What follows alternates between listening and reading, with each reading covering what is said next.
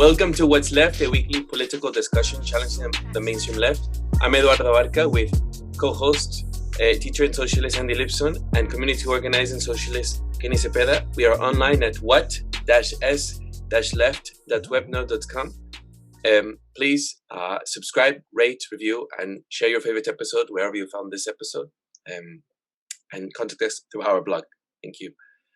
Today, we have on our very special guest, welcome back, Alison McDowell, blogger of The Wrench in the Gears. Lots of very important information there that we should all be reading.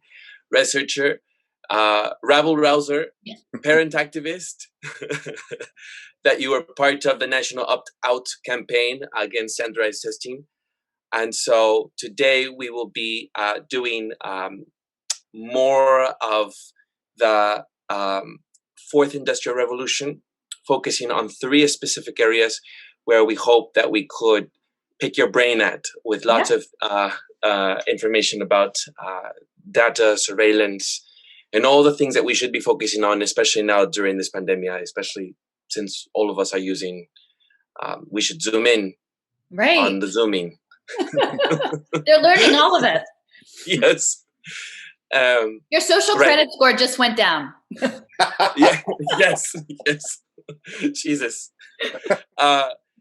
And I should mention that we will be posting some links on Alison as well for folks. We've already interviewed her before, but she's also got great content up on her own channel and great content and interviews and not lectures, I would say more informative conversations that you've had with other people that I think we should look into. Anyhow, why don't we first, can we start off, if it's all right with everyone, if we just start off with our reaction, our response to the recent vote on the stimulus bill that was just passed and maybe shut down by Trump, depending on where he decides to go with.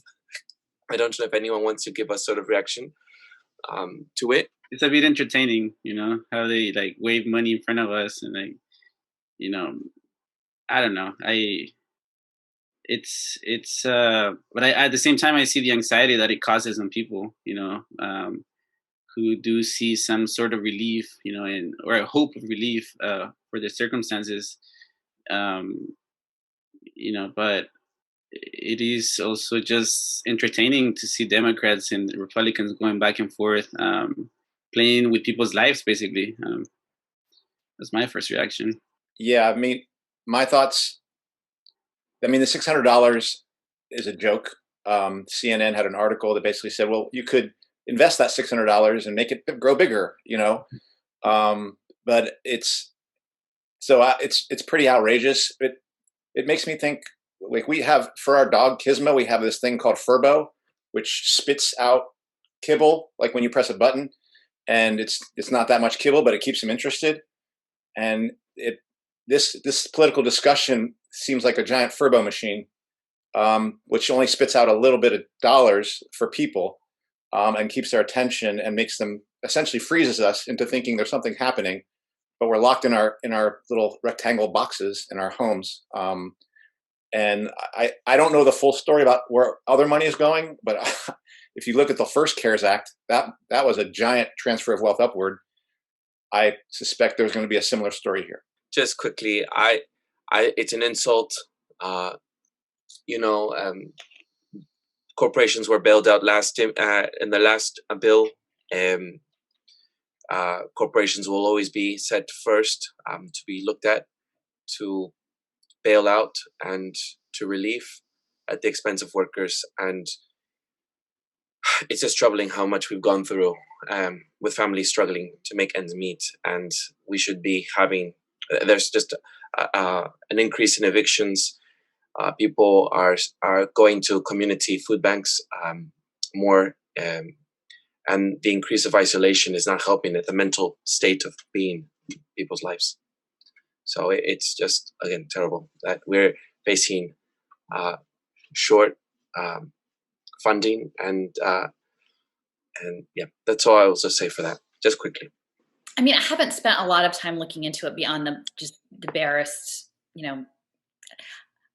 I mean, it's meant to set up the social impact markets, right? Like this was always meant to create economic insecurity so that they could transition people into where they want the labor force that they want next, which is a disposable TaskRabbit workforce that isn't going to make ends meet, and that you will have to be reliant on the state welfare system for some aspect of surviving, and then that will become the impact investment opportunity, and that's fully being driven by the Democrats.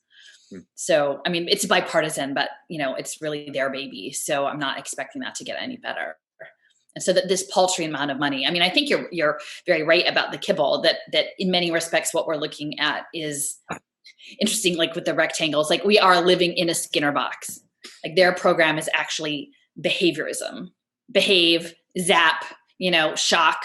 And then until, I think one of the things, and I had mentioned it before about KIP, learned helplessness. I think that we're in the middle of this sort of larger psychological damaging operation and economically damaging operation. And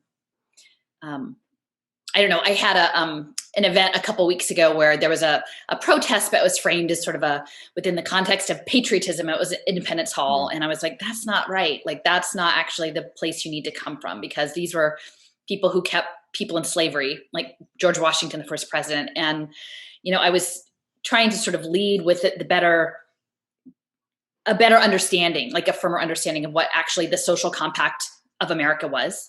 Like, because we're still thinking that there's a social compact with America, and there's, indigenous people, Black people knew that there was never a functioning social contract ever. And now it's all of us. Right. And I think that's really vital to understand. And then for me, I think that the framework of what's coming is very much in line with indigenous people, like displacement onto reservation lands. Like that's mentally, we will make you wards of the state, and we will push you.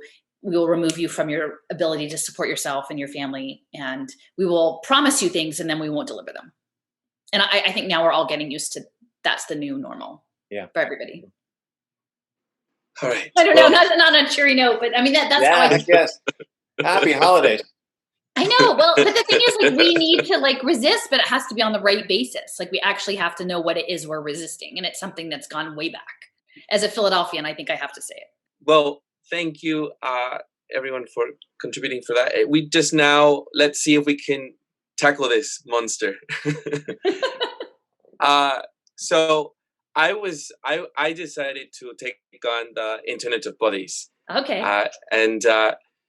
I found very interesting stuff, from even our Apple Watches being sort of the emergence of that. Maybe we can start off with just the basics of what this rise of devices that connect the human body to the web is. How is this accelerating rapidly, and how it's under the name of revolutionizing healthcare and to improve our quality of life. What is the Internet of Bodies? This revolution of healthcare that is supposedly to take care of us is connecting us to a larger web of understanding how humans operate, I think, on a larger scale, to see how we can individualize care, but at the same time globalize it to be able to understand humans in a better and specific way, such as in, I think, the way our bodies work, and as well as could take care of us. I was reading, for example, the way that we sleep, I get devices that could track the way that we're sleeping, or the way that we're if that can detect. Oh my God! I'd rather you tell me, because I feel like I've botched it up from the very start. I mean, Alison? I think a lot of people don't know what the Internet of Things is to begin with, necessarily. Right. It's a term that more people are becoming accustomed to, but the general community isn't talking a lot about the Internet of Things. So it's the idea of a sensor, that's transmitting information, some sort of information. Yes. And as you mentioned, the Apple Watches, there are some that are very routine, your phone is in and of itself a sensor. Or for example, applications that track in the way that you're sleeping to help you better sleep, supposedly, right? So there's medical monitoring devices. Yes, exactly. And wellness. So wellness will have a lot of tracking devices. There's a lot of wearable technology, right? So things that are connected to biometric feedback or biofeedback, these brainwave headbands. Oh, you're going to have, meditate, and you're going to use this biofeedback. And, then there are also sensors that are in the built environment. So it's resonating. Some is just within you and your body. And then some is your relationship between your body and the outside world, like the physical built environment, either in your house, because now they have, all sorts of smart sensors in your house. Right now this screen could be tracking my emotion and sensing what my emotion is. And this, screen captured the biometrics. They can, bip lights on the back of your eyeball and get your pulse rate. Like there's very sophisticated ways that these devices in our house that we are just used to. And also now with school, right? These devices that are in the schools are capturing data. But increasingly, so you have wearable technology. So that might be your CPAP machine, right? Like you need support, like at night you snore too much. And so you have, like, my husband had one of those, and the first one he had was just a normal thing. And then it would send information, and it had a very high pitched sound. Like you could tell that was transmitting. And the insurance company, like if you weren't using it enough, they would stop paying for it. So those are the kind of like sort of ongoing medical devices that you might have. Then you might have, babies who have maybe sleep problems or whatever, like they have, heart monitors or sleep monitors. So there are these medical elements, but I would say for me, like, and then the next thing is actually ingestible technologies. So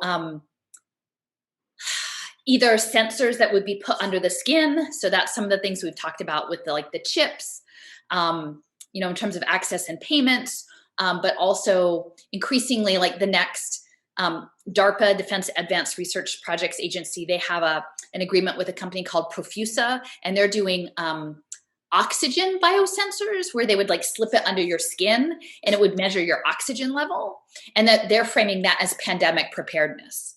So my gut is that even if these first waves of injections don't have a biosensor, that there's very sophisticated science and technology and nanotechnology now, many of which are based on graphene, which is like the first two-dimensional material that they're using to build these nanorobotics, that they will have either through injection or ingestion, like through a pill form, nanosensors running through your bloodstream. And they've said that. They're like, soon we will ultimately be cyborgs if we don't draw a line regarding like consent, right? Like informed consent about what's happening, because it is also not clear in some of these nanosensors if they might not be aerosolized and you might be exposed to them as an environmental contaminant that you don't even know. Yeah. That there's a very, very robust corporate, interests advancing these technologies, but it's not at all clear what the ethics of how they're administered are. So, and they are, does that? Yes. I thought I was going to say, even if you don't have any health issues, they are even being used amongst fitness folks that are used for fitness trackers.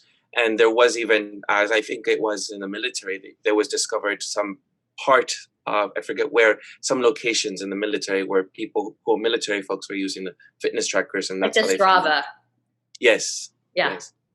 So, anyhow, I'm just saying that you don't have to necessarily have major health issues to use a lot of the devices that they're implementing on people.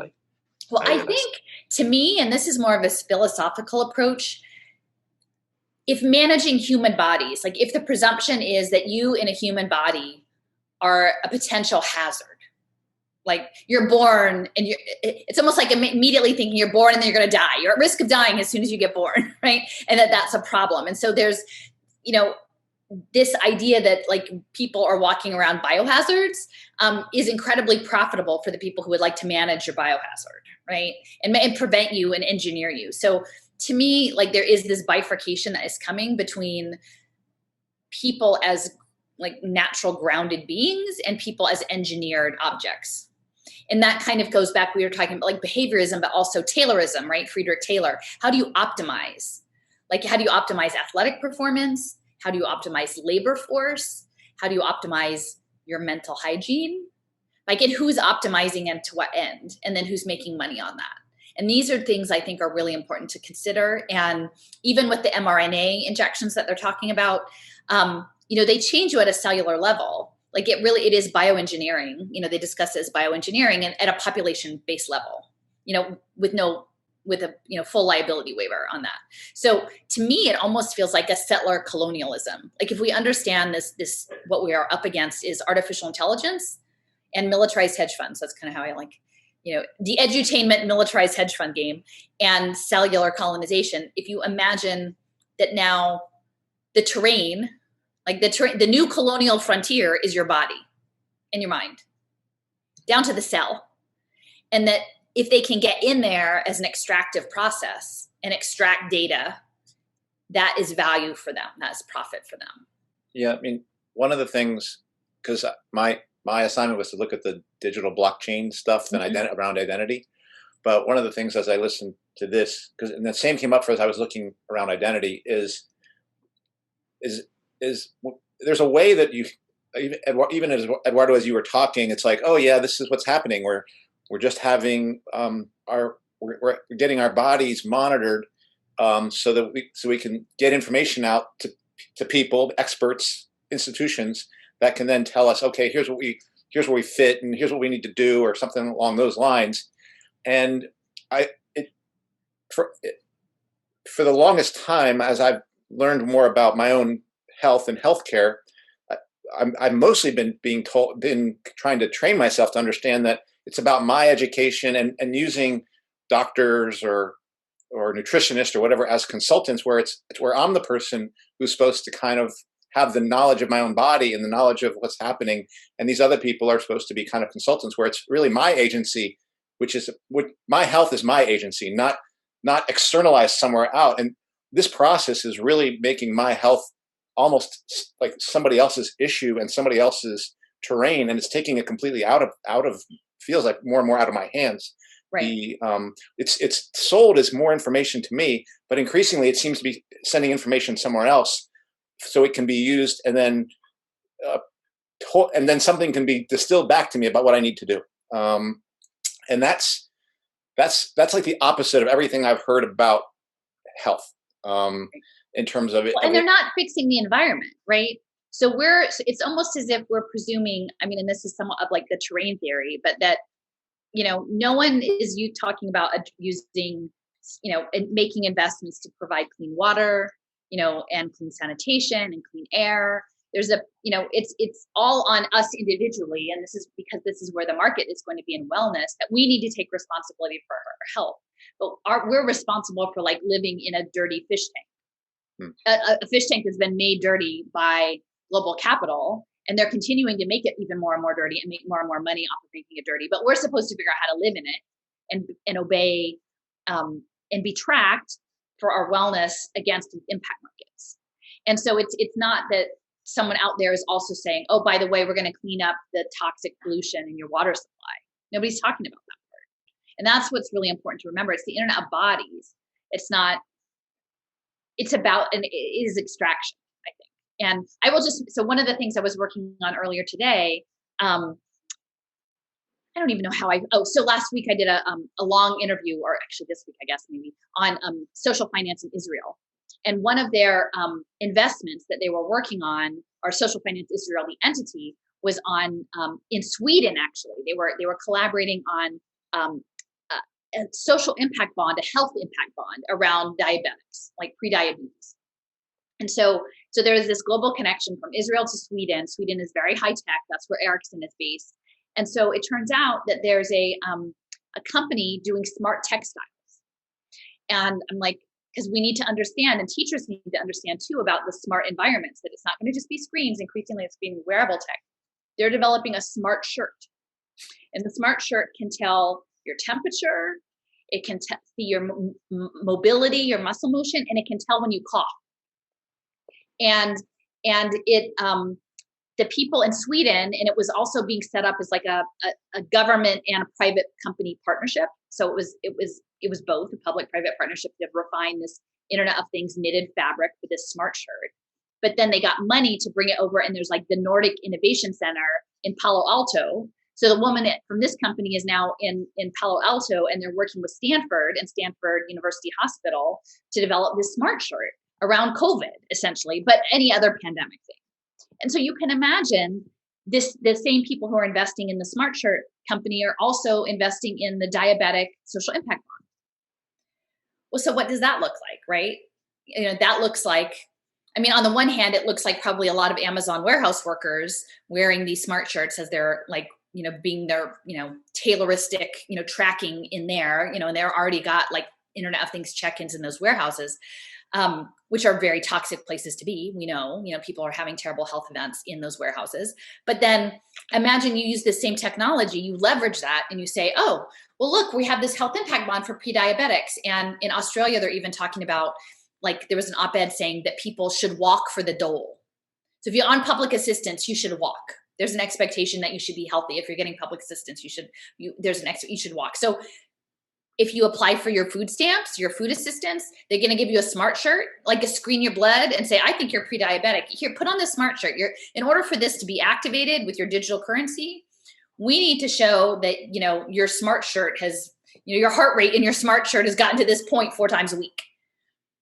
It's not a stretch, people. Yeah. And these individuals who are, it's global, right? So it's Israel, it's Sweden, and it's Palo Alto. It's these global networks of systems. So, and that's what's going to run these public-private investment partnerships. And that is part of the Internet of Bodies, is your clothes. And imagine a school with a smart uniform. Imagine that all of a sudden, because we've even seen this with like physical education in remote learning, right? And they're trying to figure out, well, how do we check that the kids are actually doing it? And then there's issues with like children in, exercise wear being captured on Zoom cameras, right? Which is inappropriate. And then, but now, okay, well, so maybe we give them a smart shirt and instead it transmits the data to the school district that they're doing their phys ed. And this even went back, I remember when I was doing more work in the schools, there was a woman who was in Florida and she said they could do physical education as like an online class because they had bumped up the graduation credits to the point that it was very hard for them to get it all done. So you could take a summer class and it could be online physical, and you could either do like video gaming, or you could just jog, you could do this class and meet this requirement, but it wasn't actually in school. So I can fully see how this Internet of Body stuff will interface with online education to not just health settings, but other settings. A lot of people, though, think that it's innovative enough for the treatment of cancers, though. For example, if you have a chemotherapy pill, or if you have brain-computer interfaces to be able to do lots of things. What do you make of that, Alison, when people say that these are revolutionary healthcare improvements in order to better our lives? Well, I would say, like, on the cancer part, again, what are we doing to make sure that people's living conditions doesn't create chronic illness or cancer first? Because then it's kind of, oh, I'm sorry you got cancer because you were near this 5G tower, but here's a pill. It's like, as opposed to saying like, oh, we have the pill that can cure you because we have the 5G tower, but the 5G tower gave you the cancer. It's like a weird, I think that there are certain limited uses that it could be helpful, but I think most often these technologies are framed in like very limited case scenarios that are wonderful and hard to combat, but then they're going to be used much more broadly. And so even like with the Neuralink,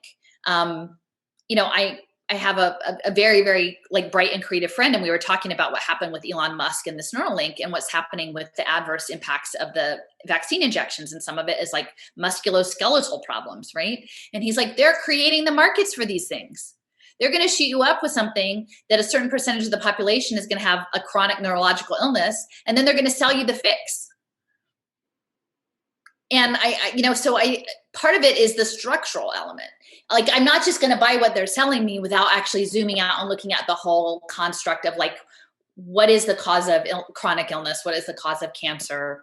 How do we do better as a community? Where is the power in individuals? Do I want to be managed, or do I want to have like control over my own choice of my living conditions and my choice of healthcare? Because I think increasingly what's going to come under this Biden-Harris presidency is that they will make a move on single payer, but it will come at the cost of triage, and you will only be able to access care if you have performed the good behaviors. But I think we know that the medical establishment often advances things that in the end later we find out were terrible. They're always changing their ideas. This is the right way. Like, you never have butter. Don't have butter. You only have margarine. And then later you find out, oh, margarine was terrible for you. Like, so I guess I'm just skeptical of the science. Is like, you need care. They make you sick. They give you care. The care they give you, or the things that you have to do to get the care, are not end up being good in the long run. I don't know. I'm just a skeptic. I don't mean for us to go far out into other conversations, but you mentioned 5G. Do you think anything around 5G has any validity or anything that we should be concerned about? For sure. We're water. I mean, we're mostly water. I mean, to bombard the whole world with EMF radiation is a terrible thing. I mean, it is. And I mean, I'm not going to say it's directly linked to COVID or whatever, but clearly the Internet of Bodies, the fourth industrial revolution runs on 5G, and it's going to be 6G next. So the next iteration is digital twinning and, robot to robot communication. That's what 6G is for. So, when we're talking about control of our bodies and our minds, increasingly, we're also going to have to start thinking about control of our digital twins, because that's how capitalism is going to work. They can't get enough out of any one individual person. They'll just duplicate you and suck the data out of both things.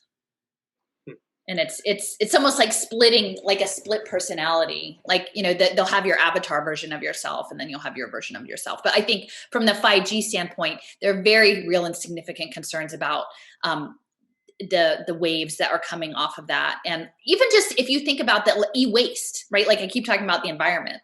These things do not last forever. They have to have a cell every 1,000 to 1,500 feet.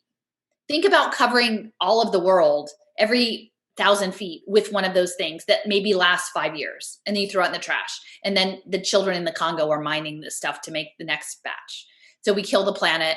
We make kids like do terrible, labor that makes them sick. And for what? I guess that's what I keep asking. Like, are we doing this? Are we doing internet bodies? Did anybody ask the people? Did anybody come to say, hey, we have this crazy idea. The military and the CIA came up with the internet bodies. Does it sound cool? What do you think? Like, nobody said that to us. They're planning it. Mm-hmm. Like, these secret people are planning it out, and they're not freaking telling anybody. And they're not saying, oh, by the way, guess what? Once we get to this place, there may never be natural human beings anymore. And I mean, that's significant. Like, how are we not talking about it? I'm sorry if I'm being emphatic, but it's... No. Those are big questions. Those are like the biggest questions there are. Andy, did you want to ask something? I have a few things I wanted to mention that were interesting that I have. Well, I wanted to get, first of all, the digital twin thing is something I'm not sure I understand. So that I'll just leave that at that. But that has been one of the issues. Is it's kind of not in secret, because like blockchain and the digital identity stuff and token all this stuff is actually being done in the open. It's like the questions it leads to is like, when they talk about the digital identity part, they talk about, well, this will keep you from getting your data, somebody stealing your identity, or it'll be more convenient, so you won't have to have papers all the time. You can, and then it'll save money for the user. So it's like they have this whole way of talking about it that it's like it's not secret. They're just saying, look, of course we're doing this because this is more useful to you. But I will say, in looking into this, even into the people who are trying to sell it, increasingly, again, just like the biometrics, it made it feel like my stuff is out there in the world. The things that I'm doing and the things that I am, or at least I am in a digital way, is out there, and it's outside of my control. And it really more and more seems that it's there so that somebody else can tell me who I am, essentially, and say, yes, we know who you are. And as if I need somebody to tell me that. Right. And trust. Right. And that's the world that's getting created. And it's a weird way, because it's both conspiratorial. It's not a conspiracy, and yet there is some kind of thing going on as to why, because we haven't been consulted. And I don't think the actual endpoint for these things, the way we're being sold them, is different from what I suspect are the reasons they're being put in place. And that's where it's hard to talk about it as a conspiracy, because everyone knows about 5G. Everyone knows these things are happening. And these aren't that, well, some of the things are like crazy when you talk about shirts and things like that, but we've already acclimated ourselves to a certain level of those sorts of things. Me and Brandy have a sleep on one of those things that measure our heart rate and our breath rate and things like that, to see, oh, well, you slept well, or slept not so well, but without thinking, okay, this is putting us into into this bodies thing. So I don't know. It's just like to be able to express to people what's really happening, talk about these things that are being almost out in the open, but the agenda is not in the open. That I think is one of the biggest challenges.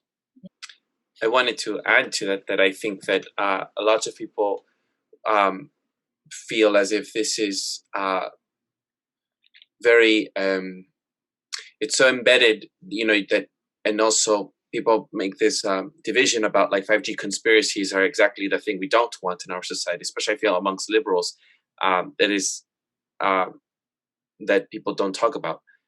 We shouldn't be encouraging that sort of talk, I guess. That's why I also think it's hard to have these conversations. But you wonder, I mean, to me, it's frustrating because it seems like ostensibly the people who are the most educated are the ones who are the most resistant to knowing anything else. How did that happen, right? I mean, yeah. Neural depth, maybe. I don't know. I wanted to ask you, Alison, if you could expand anything about how the government is definitely going to exploit the surveillance of our bodies, and what can they potentially do with our data as they just keep on collecting it. Because I imagine most people think, well, I'm not a very interesting person. There's nothing about my privacy that matters, or I'm not necessarily affected by this. I have nothing to hide. I can just, it doesn't matter what's being tracked on me. But why is it important? I mean, that thing of why is it so important that all of us be resistant to from our data to being collected? I think that is what I find challenging when I speak about this with my family, for example. Yeah. Well, I would say, like, for me, it seems like there's these two paths, right? So and increasingly it feels like and since the pandemic stuff has happened, like this year, like I've learned more about energetic systems, like natural energy, right? Like the world is made up of electrical impulses. Like we're electrical, like we're water and we're electricity, like our heartbeat. We're electrical beings. The world is electrical, like in different ways. And it's a natural energy. There's magnetic energy, there's these flowing energy systems. And, there's a framework of looking at the world that we are part of a web of life, right? Like that human beings are not apart from the world, that we are of the world, that we are not over the world, that we are woven within it, right? Like that the earth is our mother, and that it's not just in a very real and direct way, like the energy that we connect with the ground and with the sky and with other beings and one another. And that's why I think in some ways this isolation is also so devastating, is because it's like cut off all of the connections in sort of that web, right? Like we're sitting here in our little box. Then there's another worldview that is much more mechanistic. And I think in many ways it comes out of the Enlightenment, and it's the man above nature, right? Man dominating nature, man optimizing nature, man being in charge of and controlling all of this. And they're very different worldviews. And I think to me, that again, that's why I keep coming back to like aligning myself more with an indigenous view, which is more about the complexity on like children of the earth being on the land, than the whole trust the science is the Enlightenment view, right? We know best. Only we don't, because 10 years from now, half the stuff we told you will admit that was wrong. But we will say that we know best now. And it's like, it's not humble. It's not very humble. When you is very absolutist. The scientist, Francis Bacon, I guess, was part of that. So it's different worldviews. And I think to many extent, like clearly the Bay Area, I would think would be dominated by people who, most people who have their line of work and the kind of work that happens in the Bay Area are probably mostly people who would align with a more sciencey, view. Engineering, like they're engineers, right? Not everybody, but like it seems like that would. So I don't know. To me, it seems like there are those two pieces. And then you were saying about them, like how would the government benefit from the control system? So I've lost track of this talk online. It was one of those things I saw like 3 or 4 years ago, and I didn't fully appreciate it at the time. Like I just threw it up on Facebook and then it went away. Like I never could find it again. But it was a talk by, these, neoliberal, liberal, progressive-y, new agey people. And it was like, they were on a panel and this woman said, in the future, in the future, it's going to be so wonderful, and you're going to live, and then you will get paid to get a proper night's sleep. She said this. She said, you will get paid to get it, and you will be paid to poop in a proper toilet. And she said this, and it was the most bizarre thing. Like, picture me 4 years ago going, what are you talking, like, get a proper night's sleep, poop in a proper toilet. What is she talking about? Because it was also going to be tokens. Like, that's part of what this whole system was. And she knew it. She's like, don't worry, everybody's going to be great. It's going to be a great world. You're going to get just paid to sleep. You're going to get paid to like defecate properly. And I was like, but now you see, there's the smart toilets with the sphincter, biometric sphincter analysis. Like, I didn't even know there were bed sleeping mats, but clearly you've got one. Like, there are these tracking systems. So if what is going to come post-COVID is that there is and this has everything to do with a lot of the media coverage. And again, it was real, but how the narrative will be framed is that there were disproportionate health impacts, on Black and brown communities, right? Because of chronic illness. And so those social determinants of health, the ways in which people had negative health outcomes over time because of environmental issues, living in places that were polluted, stressful jobs, not having access to healthy food, and all of these things that would make people chronically ill, especially over several generations, cumulative, that's now going to be weaponized as an impact market. And now they can also pull epigenetics and your genomic and your bioinformatic data off of your COVID tests. So all of the things that people suffered from are then going to be repackaged, and they're going to sort of, it's like the pellets, the food pellets, like, here's a little bit, but you have to perform to get that. You're going to have to perform proper healthy behaviors. And that if you follow the trajectory of like what Michael Bloomberg was doing in New York, here's the calorie listings. Here, he was doing, here's the tobacco stuff. Everybody has to be outside. And while there's an accuracy to it, if you understand it as an impact market, and, in many respects, like, I think the conservatives were right about the nanny state. Like, when the nanny state is run by Google and Goldman Sachs, it's actually going to be a problem, like, for impact investors. So they're going to have wellness. And if you look, pay for success is being woven into social determinants of health and public health. And essentially it will be, in my mind, I think what's happening now is almost like, is it Munchausen syndrome by proxy? Like, the idea that like your parent would make you sick so that they can be the caregiver and get attention by taking care of the sick person. Even if you're not sick, they'll make you sick so they can play that role. It's like the government is making us sick to play the role of being impact investors coming. And that they will use public health, the threat of public health, to like predictively profile people into illness, whether they're not yet ill. Because by profiling you into illness, they can then say, we're going to fix you before you actually get ill. Like, before you get diabetes, we think you might be. And that's a money for us if we can do something to you, saying that you're going to be diabetic. So we're going to have like set you up with a whole program, eating a lot of kale and doing a lot of walking. And then Goldman Sachs and JP Morgan Chase will set up their impact deal so that on metrics, on your SNAP food purchases and on your, when you check in at the health center, it will show that there's a number that would indicate that you are fixed. Even if the place that you're living in still is polluted and you're still working 3 jobs and you're still totally stressed out and you like your heart condition isn't great, like on the dashboard, you'll look good.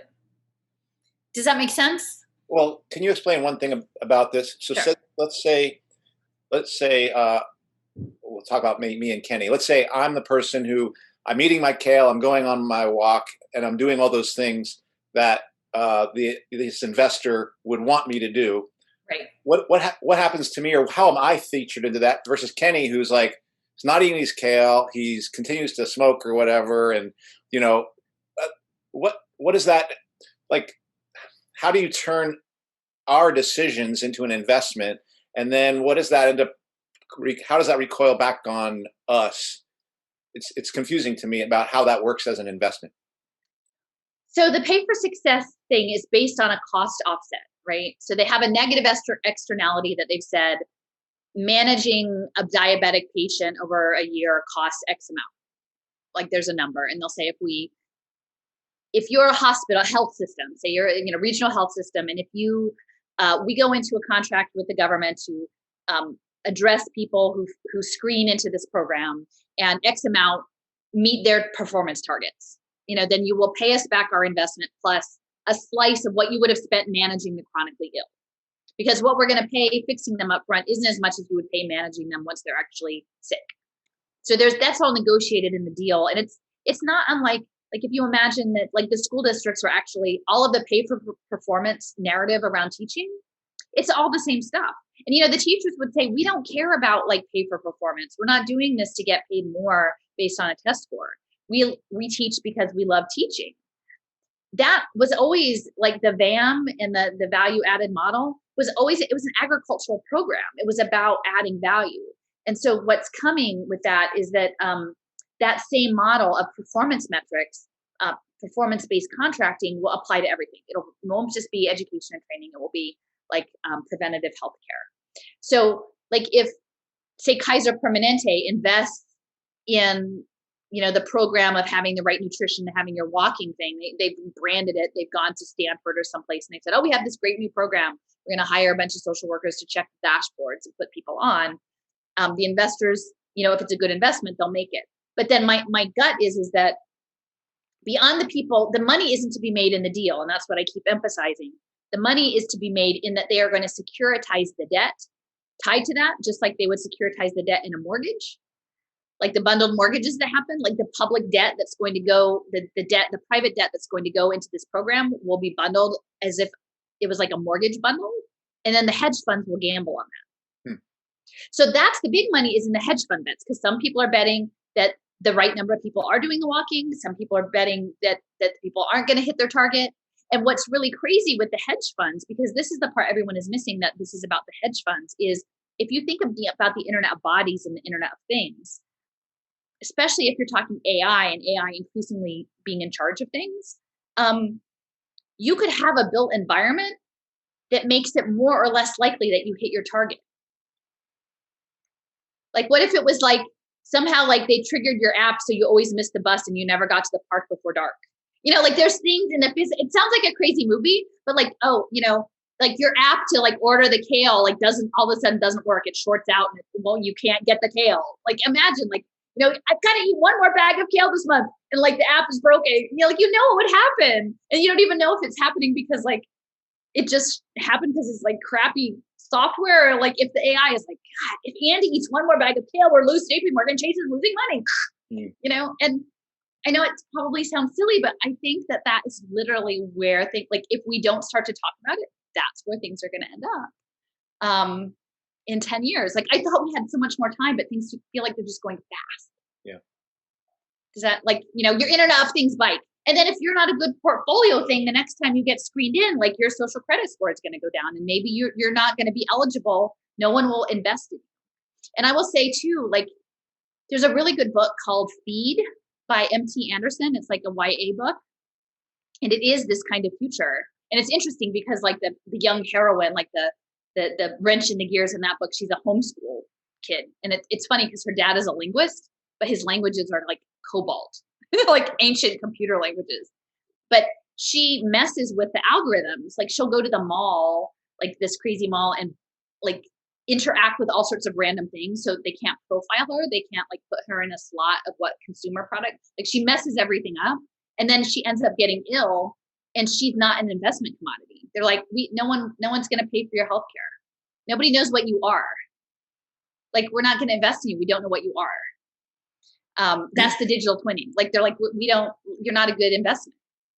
So, again, is this happening in 6 months? Not in 6 months, but once 6G comes online, once the wearable tech scales, and it seems like it's far off, but clearly they're already putting in smart shirts like Stanford. When someone said on my page today when I shared it, and like, I'm sure those are so expensive. You're not going to just, I'm like, no, like they get the models, and then they, Amazon orders, 50,000 of them. And then all of a sudden they're $10 a piece. They're not going to invest in this if they're not going to make it work, but it also needs the 5G. And that's why 5G is so dangerous. Even if it's not immediately causing an immediate chronic illness, the energetic thing and the fact that they would essentially, and it would enable all of this to go forward, it's not the world I want. It's not and I think those of us who don't want this world should have a say before it happens. Kenny, do you have any thoughts on any of the stuff? Yeah, I was just paying attention to the part that you said that they won't invest invest in you unless they know who you are. And, I feel like we're there in some primitive way, right? Like some jobs check your social media, to hire you. Facebook, what is that? The professional website, where you have a LinkedIn. Yeah, LinkedIn and all this stuff. And I just think of myself, I don't have any presence, on social media. So in a way, I'm little value, or people may not trust me because I don't have a significant social media presence. And so it's not far-fetched, right, that this will evolve to something more encompassing and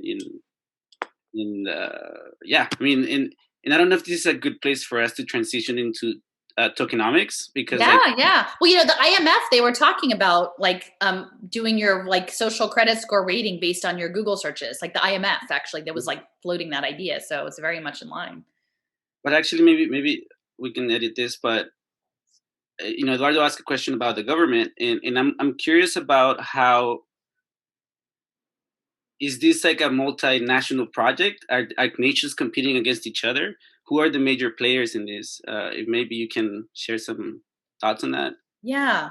Well, and this was actually the point I was trying to raise when I did my talk like on the social finance in Israel, because actually, so the thing that's really interesting about Israel is that because all of the young people do military service, like and then they can screen the most talented people for computer science and math into like the signals intelligence programs, which is like the 8200 unit in the IDF.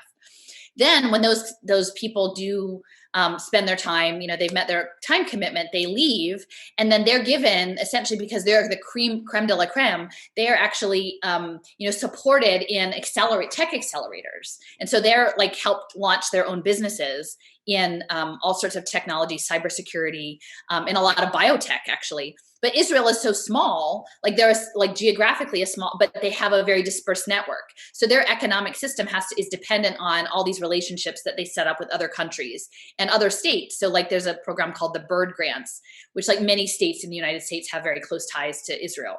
And I was looking at Rhode Island and their Gina Raimondo and Israel and whatever. So, but what I was trying to say is, so they're shifting. So they spent like the last 10 or 20 years being the startup nation. Israel was the startup nation. So it was like competing with Silicon Valley and the startups. And they had this pipeline through their government system, their government training system, to have really sophisticated tech. Well, they're kind of tapping that out. So now they're shifting from the startup nation to what's called the impact nation. So they're actually moving towards social impact finance that's wedded with the technology. So the Internet of Bodies, which with the startup nation developed of Israel, like not exclusively, but I was working at there. So their startup nation is shifting to the impact nation, social impact investing. And it's actually framed as tikkun olam, which is sort of a cultural belief of repairing the world. So they're framing their social justice faith practice as impact investing, or the impact investors are trying to hijack that into their framing. And so they're going to marry the tech, which includes wearable tech and biotech and nanotech, with the social impact investing, right? But it is not just staying in Israel, it's global. But the people who are also investing, because the tech companies include IBM, they include Oracle, they include Salesforce, they include Dell. So like all the companies, like who does IBM belong to, right? Like, I mean, Salesforce is really more the Bay Area, but like now that they start to spread out, who do they belong to? Are they national companies? Or are they global capital? And to me, it's global capital.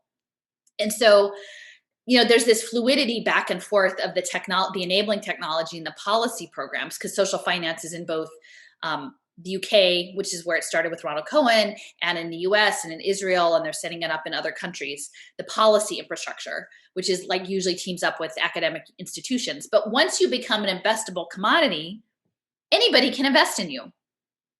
There's borderless, I guess is what I'm saying. So there's a program, a pilot that was in Connecticut.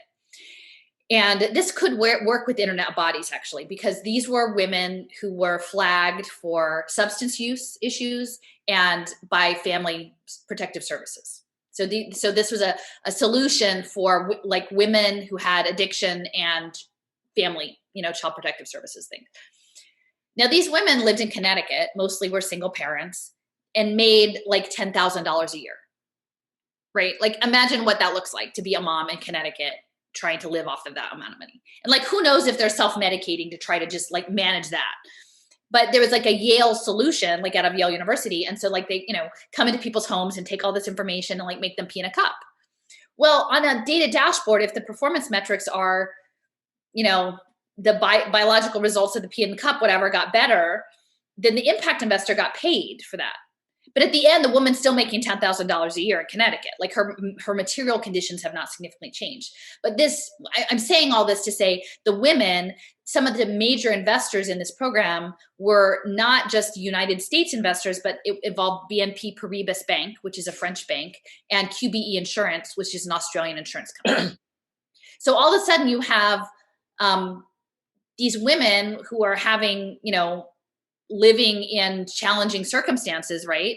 And all of a sudden their behavior, which could very easily be not just a social worker now coming and having you pee in a cup and writing on the iPad, but like give it 5 years and they'll be in a housing pod, an affordable housing pod with a smart toilet that will know, right? Like it's not so far to go to say like we will be automating all of these processes, but that they are actually packaged as a debt commodity for the debt of their being served, by their government ostensibly, but not really because it's a private partnership, that it's being fed through multinational investors, right? So like you and your baby are like all of a sudden now beholden to these other companies that aren't even in your country. And that's what I was trying to tell Israel. I'm like, you guys are developing all this stuff and it seems like it's growing your economy, but like your grandparents and your kids are actually also going to be invested in, and you could be an investment of people in China, the Saudi Sovereign Wealth Fund, the New York hedge funds. Like nobody's going to get to say like, oh, I'd rather not. Oh, I'm sorry. My education, I'd rather not have, SoftBank. I don't want that one. I don't want the Vatican. Nobody's going to get that choice. We often in the headlines hear, that we are under threat. For example, there was a massive hack. That there is. So I'm curious: is there any competition among nations, or are they all entangled in this web of capitalism? Is China competing against the U.S.? Is Russia competing against the U.S.? Are the multinational corporations kind of just a big blob of the same thing? I mean, I think we're figuring it out. I mean, I'm not going to say that, I'm not going to dismiss geopolitics. Like clearly there's still a layer of geopolitics in there, but it's like the fluidity between like the Bay Area and Beijing, like there's a ton of crossover. So, and then, and the same with Israel and the US. So I'm like, who's influeing whom in this equation? Is China influencing the Bay Area? Is the Bay Area influencing China? Like ultimately to me, it's power. It is, I sort of just generally frame it as the billionaire class, right? It's the billionaires and their AIs and their robots against the people. I wanted to ask you something, Alison, which I thought was very interesting that I had found on the internet as I was searching about the body of the Internet of Bodies, which is about digital interaction. There's a TED Talk that was done by Ghislaine Boddington, where she talked about the future of intimacy and how virtual reality could potentially compensate for the lack of intimacy that we are having in our lives, and especially with the most isolated society that we're living in because of social media and because of, well, now I imagine she's going to say it more because of the pandemic. We are now living in a more, we're longing for more intimacy. So virtual reality is becoming the new face where we could potentially be having robot partners and having digital interaction. And there's even right now applications where Invisible Boyfriend, I think I was looking into, where you can even get text messages from an AI, an application where you can get messages into your phone, sort of giving you that same feeling of having a partner. And this is in her line of work. Is it within the in the Internet of Bodies as well? Did you ever see the movie Her? Yeah. Mm-hmm. Yeah, it's all real. It's terrifying. They knew all this was coming. They totally knew all this was all coming. Yep. Yeah. That's interesting. I think ultimately too, there is a huge amount of this Malthusian control of reproduction and depopulation.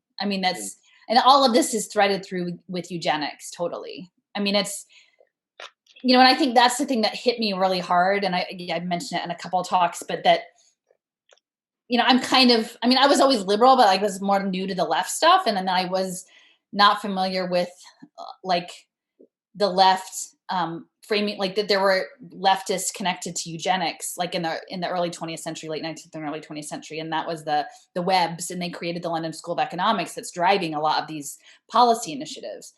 So, that was disappointing. I mean, then at that point it made sense, because I'm like, okay, this really needs a social safety net. Like the people who were involved, the first social entrepreneur, I think his name is Michael Young in the UK. He was the thought leader for the Labour Party in the UK after the Second World War. And he set up the National Health Service, and a lot of things. He was doing a lot of distance learning in the Open University. So the idea of the state taking care of you is exactly what this model needs, right? If people were independent, if it was a decentralized thing where people could make their own choices, this would never work. The impact investing thing would never work.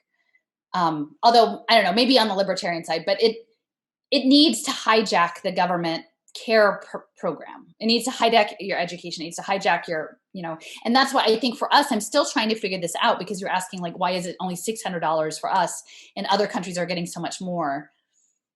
And like, I don't know if we're on a different path, like, because we don't have single payer, right? Like we don't have full on healthcare access. So what is it going to take to launch this model?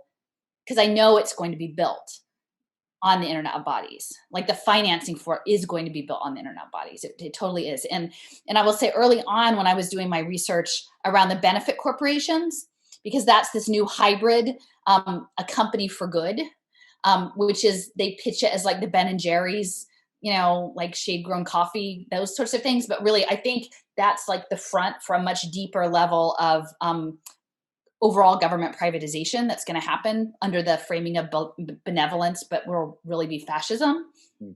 And the law that they were pushing to do an enabling law to create these benefit corporations, this new hybrid category of like a corporation and a nonprofit hybrid that would run these partnerships. They originally tried to introduce it in California, and it was tied to the California Medicaid system. And Schwarzenegger vetoed it at the time, but he said, this looks really interesting. And so the people who were pitching it, this was like in 2008 or 2009 in California, then brought it back to Philadelphia. And then they got it passed here. So I guess what I'm saying is like, it's always this impact investing and the privatization of Medicaid and Medicare and the Internet of Bodies and wearable technology in the Bay Area with Stanford, with Internet of Things, with UC Berkeley, I think also has a heavy presence in this. They've been trying to figure out for like the last, 10, 15 years, how to make this all the pieces come together. So there's like a resonance between California and here in that. I don't know, that was maybe sort of an aside, but I think it's an important thing because people are not looking at the benefit corps, the B Lab. And Kenny, do you want to try to go a little bit back to where your question was, or about tokenomics, or yeah, why not? Yeah, I mean that was my portion of this my research to kind of look into tokenomics, and I realized that I've been exposed. I think we've all kind of heard of Bitcoin, and most, I think recently, I don't know how many people know about Libra. I think that's how it's pronounced. Facebook may launch their own cryptocurrency in January, I think, or something about that. But whatever. I mean, you might know more than I do, Alison. But it is curious because in one of the reading that you sent me to read, IBM, talking about mobility tech, right, and cryptocurrency, and one thing struck out to me, that they talked about parking meters, right, and in essence, Bitcoin or not Bitcoin, but cryptocurrency could allow you to be more precise at extracting value, right? From like a parking meter, you will pay, you put $2, and sometimes you don't use $2, right, of time. But what cryptocurrency allows you to do is charge for 1 minute, 30 seconds of time. 1 minute and 35 seconds of time. So it's more targeted, and like, I just see this pattern in our conversation here, that there's this microscopic focus on bits and pieces, literally bits of us, of everything. Yeah. And it's just, I don't know if you wanted to expand on that.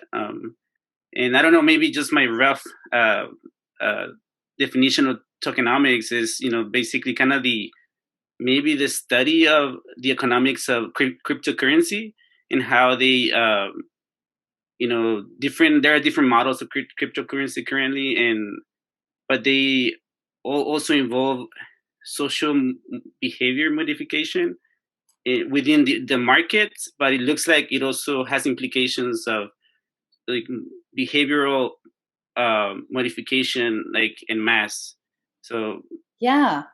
Well, I mean, it's a good point about the precision of the data, because I don't know how it is out there in the Bay Area, but in Philadelphia over the past decade, we've seen like continued refinements in on-street parking, like paid parking. So we had the old meters, right? Like we had the old meters, and then you had a slot, so you could put, if you had a chip, you could use that. And then those went all away, and then you had these kiosks, and so you could pay with cash or a credit card at the kiosks. Now they've replaced them so that I think it's only a credit card, and you have to put in your driver's license, your plate number. So they're getting more and more intense in terms of the amount of data that they're collecting, because now they know, which street, which cars, which plate, who was there when, like, and any one individual bit of that data is not particularly useful, but it's the patterns. And it's the ability of like quantum computing and AI to start crunching those patterns. And they could crunch it on like the neighborhood, like this particular set of blocks, what are the parking patterns, but they could also crunch it on you, like where is your license plate been in all these various places, like so that's like about like the granularity of the data, because I think that is sort of the capitalistic process, that it continues to break down. Everything is down, like, and we are continuing to break down. Like that's why for me that like the cellular colonization and maybe the DNA colonization is like, what is the smallest unit of you? Because the smallest unit of you at the nano level is the maximum profit. So it just everything keeps just breaking apart. And I think for me, that's why I get so much satisfaction in knitting the dots together, because we're in this moment of the world that everything is just being pushed apart. And so that you can only see the dots, but you can't see the picture. It's like, a pixelated thing that you've zoomed out too far, that you can't focus on what it actually is that you're looking at. And that's what I'm trying to do, is like pull the focus back in and say like, this is it. I mean, I will say one of the things with the tokenomics is that it's not necessarily pinned, even though some of it could be pinned to a fiat currency system. Imagine this future of human capital bonds.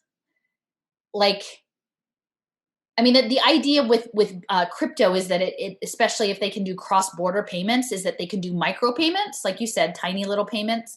They can do them ostensibly once the technology, and it's not quite there yet, but like immediate, like real-time payment transactions, as opposed to cross-border payments now. There's like a lag of several days, like when you cross a border, like financially. What capitalism wants is fast. It wants, atomized, and wants fast, and it wants scale.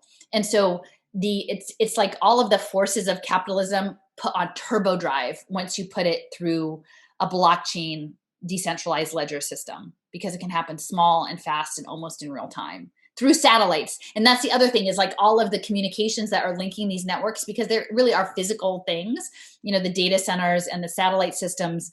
The thing that really hit me really strongly is when I was looking at, okay, this is a global digital prison run from space. It's run by satellites, that the satellite systems, often, like now they're being put up privately, right? So it's a privatized private prison.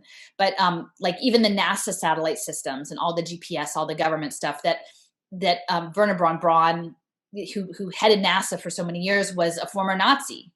Like they brought all of these former Nazis over in Operation Paperclip, and then put them in, cleaned up their record and put them in these positions of influence.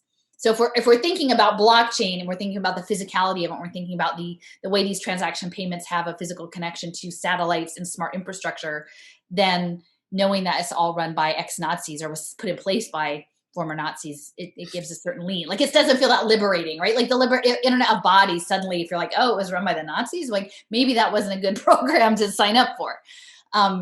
So I mean, the other thing about the token is like in the classroom, and I don't know that they probably don't have it so much in high school, but like the little kids, you'd get script, like you get like little tickets, like, oh, you're a good boy, here's a ticket, you know, oh, give me your ticket. Like, and they've actually been conditioning kids for that in the classrooms now with these digital behavior modification programs. And my understanding is PBIS is one of them. I can't, positive behavioral intervention support, something like that. Yeah. Like it's very big, but now they have a digital token system.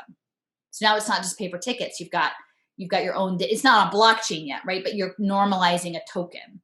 And it's almost like when you go to the arcade and they say, oh, this thing costs this many tickets. It's not real currency. Like, oh, you know, you can get the plushie for 50 tickets. It's not real, like it is money that like it's abstracted from money, but it's not actual. And that I think is what we're going to on blockchain with tokens, is that it's not going to be like this much cryptos equals this many dollars.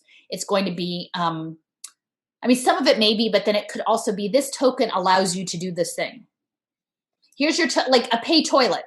Here's this token, you have done good behavior. This token will unlock the door to the smart city urban toilet with the smart sphincter. And we will pay back our cost for the homeless for having our toilets installed, smart toilets, because we will get your data of who was in there and like the cost offset of not having chronic illness. And what do you feel like, because again, I was looking at the digital identity blockchain. What's important about all this being on blockchain? Because the way it's being talked about, whether it be Bitcoin, where it's the value of a transaction, it seems like in both cases they're talking about the security of it, the idea that it's more secure, that they will know that Kenny's Bitcoin went there and was paid to so-and-so, and there won't be a way of making that false. And it was a similar thing with the identity, which is they were saying that there's the potential, well, they're claiming more potential for privacy, or at least for the chance of of somebody altering it was harder. Mm-hmm. I don't know how it conformed privacy, because I was like, it just still seemed like the information is being collected. So what's meaningful that these things become on blockchain versus the fact that they're just tokens being able to, like, I could give a student a coin to manipulate them in a classroom, right? Thing. Why is it important that it's blockchain? So the thing about blockchain identity is that we'll hold all of this data. So it'll be like your ultimate one to say, oh, it's going on your permanent record. Like, this is the permanent record, right? And it actually might start before birth, because they'll be tracking your mother's prenatal healthcare behaviors, right? So like in your genomics, right? So like it's your permanent record starting before you're born. You have like, and it's all predictive analytics, because this is a game. This is a game by the hedge funds, and they're making predictions. And the more data they can get, the more accurate their predictions are. And knowing that someone's always betting against you too. Like, that's the thing. It's not like everybody's cheering for you. Some people are betting against you. So it could be big things like your birth certificate, you know, your marriage license, property you own, your voting records, your education credentials, but won't even be a diploma at this point, right? It'll be badges. You know, here's your 500 badges. It will be chunky things like that. But then it will also be your parking meter data, right? It'll be your where you spent your food stamps. It will be where you walked in your Fitbit stuff. It will be all of these smaller bits. And then it's like, I kind of like in the video I made, I talk about, like, it's almost like a 3D printer. It's like printing, like it gets more and more refined as the more data that you get. It needs to be interoperable, because it's all of the impact investing is based on the idea of the cost offset. So they can't say that they improved your diabetes by having you eat more kale if your food stamp data doesn't match your electronic health record data. If they don't touch, they can't, and I'm not saying it really helps your health necessarily, right, but they can't even fake it. If your food stamp data lives over here and your electronic health record is over here and they're disconnected, they need to touch. So they can't say, we stopped having to make foster care placements of these children because we gave them housing.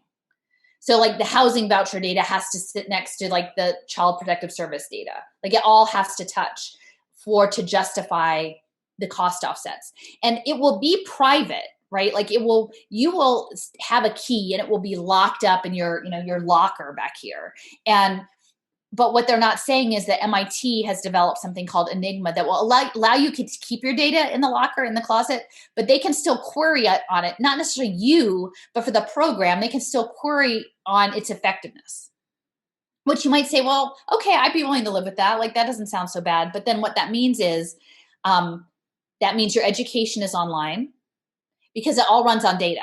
So you're never going to have face-to-face relational data, like education anymore, because it all runs on the data in the locker. You're never going to get to go see your doctor because it has to be a Zoom, because the data has to go in the locker. Like, the locker is full of the stuff that runs the impact markets. The impact markets and the hedge fund people, who are the ones with all the power, don't get paid if that isn't a locker full of data. And you can keep it locked. They'll say, oh, it's fine for you to keep it locked. Keep it locked. You can have it. Actually, like, the fuller your pot, you have a bounty of data. You're a very valuable individual. You can hold it. You can sell it. You don't have enough. You can't get by the end of the month. You could unlock some of that and you could sell. I bet somebody would like to buy your electronic health record data. Like, but they're still going to get in the back door for their impact markets. So once we agree to saying, okay, we're going to keep all our data in the closet and have it and control it and be a brand, then that means our whole way of life that isn't in a data-driven cloud goes away. And when you say that they don't necessarily, that your privacy will be held, is it similar to what we've done with like district-wide data analytics, where we don't know who any particular grades are set to, but we look at like what's happening with African-American students, we look at what's, certain socioeconomic groups, we try to look at that data and see what's happening with them trend. No individual is plucked out, but when they fit within a particular profile where we're trying to say we're seeing improvement here, it is used in that sort of way. Is that what you're kind of talking about? Yeah. But then whatever you only will do what gets measured. Right. Life becomes narrowed to what you can put on a dashboard. And it's all done within the framing of equity, right? We're only doing this to make, and on the one hand, sure, these systems have failed people repeatedly. Like, people definitely have reason to not trust the system and to demand that they do right and do better. But if the answer is doing right and doing better for equity means that it's engineered on a dashboard, and that means all the kids have to spend their day staring into Hewlett-Packard laptops, and meanwhile, Hewlett-Packard is running, border patrol in Gaza, and then maybe running the geofencing for your biosecurity state.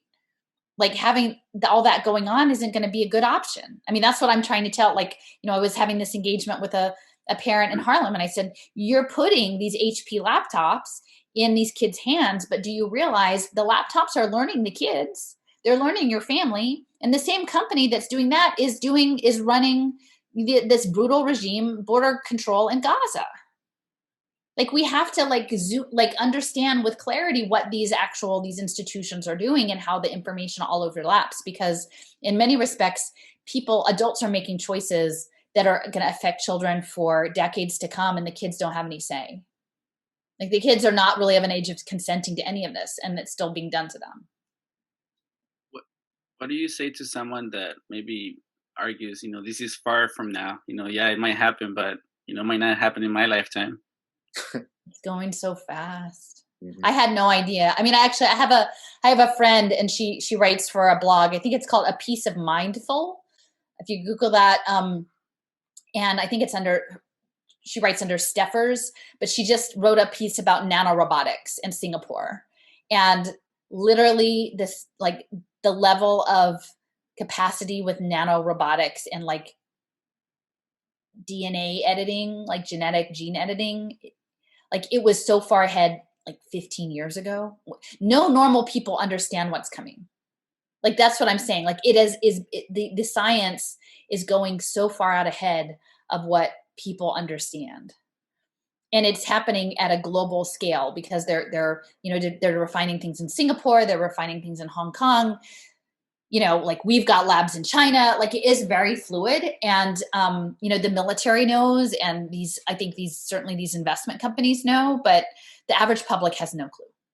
I mean, they may know, like, as you had said, like, about precision medicine, like, they may understand it in that way, but to scale it to sort of say, we're going to be dealing in these things at a population health level, which is a population health if you put the lens on population health essentially through Munchausen by proxy of the state needs to profile you into an illness to make money off of you, even if you're healthy. And that's what's so crazy about all the COVID and the asymptomatic carriers. They need to criminalize healthy people to make this work.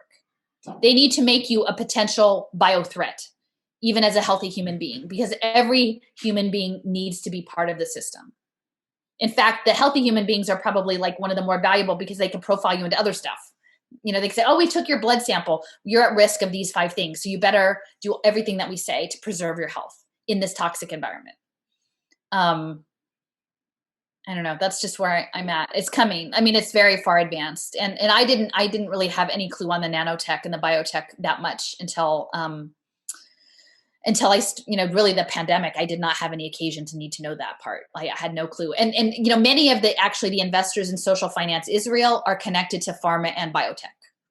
Like when I was mapping like the 8 primary lead investors, at least half of them were pharma and biotech companies. And that's for social impact. So that, I think that shows you very much the degree to which we are supposed to be processed.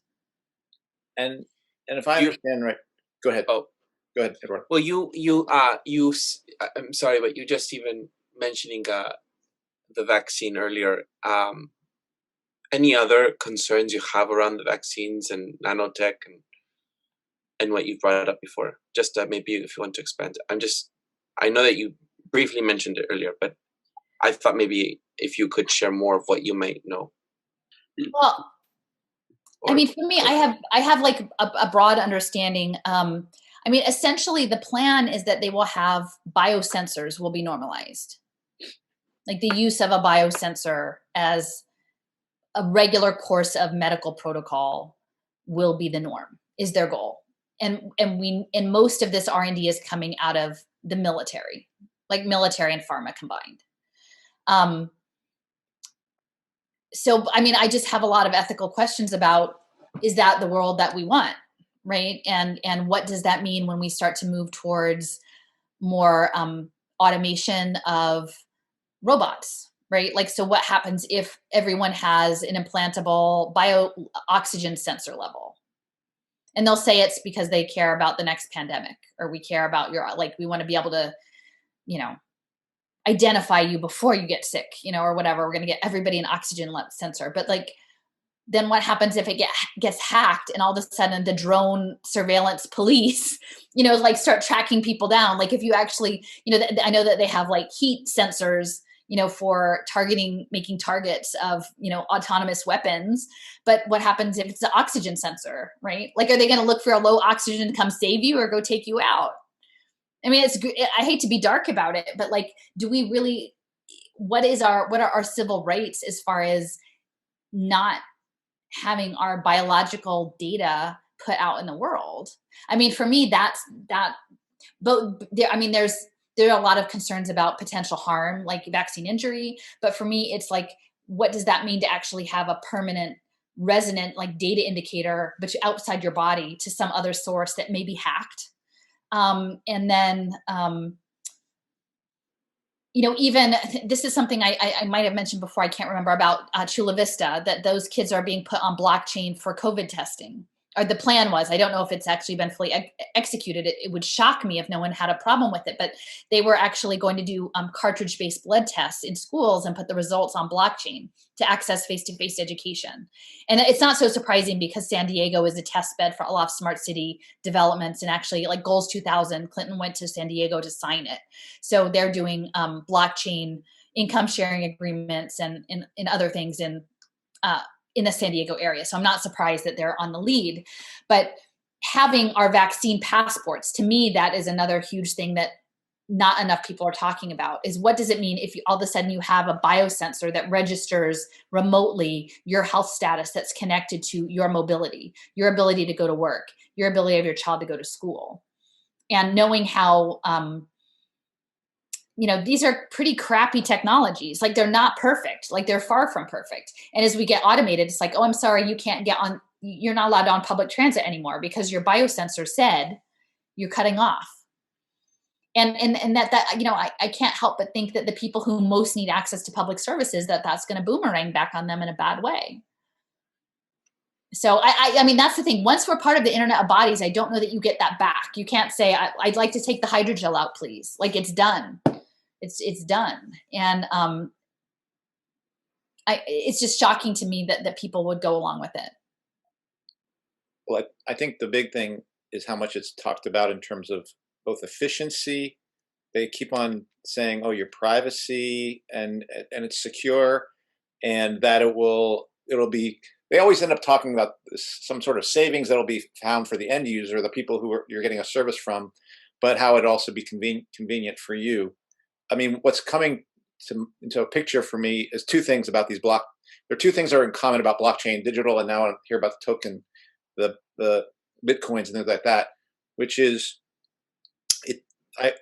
you can also understand blockchain as something that seems to give the institutions that under which these things are collected and looked at a very fine-tuned way of knowing what you're doing as a basis, potentially moving you or manipulating you in a particular right. Nudges are huge. Number one, and number two is it becomes the entire playing field for an investment game being played about whether we invest we make an investment that you're going to do healthier things and make money, or whether we short you and decide that, well, we'd actually make more money if you got less healthy on the basis of data collected through this blockchain. So those are the two aspects I see in blockchain that are common, and it's just about which world you're looking at. I think most people are looking at the efficiency, are just being sold that world of efficiency, and they're not being told about the world of investment and the world of you being manipulated.